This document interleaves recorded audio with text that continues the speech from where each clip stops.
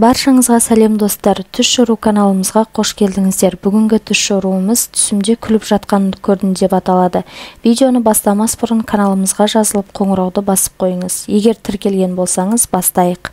Егер түсіңізде күліп жатсаңыз, тұрмыс құру, жүктілік сияқты жақсы хабар келетіндігін білдіреді. Ал Ибн Шахин болса, егер түсінде адам күліп жатқан болса, өңінде ақша жоғалатындығын білдіреді деген. Түс шорушылардың айтуынша, егер адам түсінде қатты қарқылдап күліп жатса, өмірінде болып жатқан қайғыдан құтылғысы келетіндігін білдіреді деген.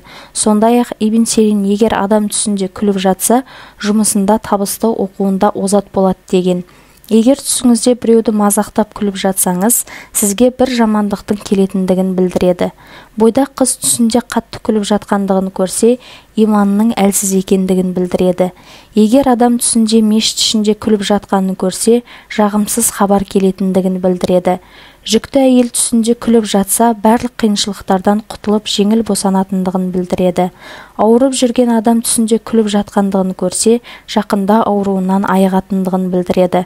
Түсінде қайтыс болған адамның күліп жатқанын көрсеңіз, жақсы жаңалықтың келетіндігін білдіреді, және де ол марқұмның арғы дүниедегі жағдайын жақсы екендігін білдіреді.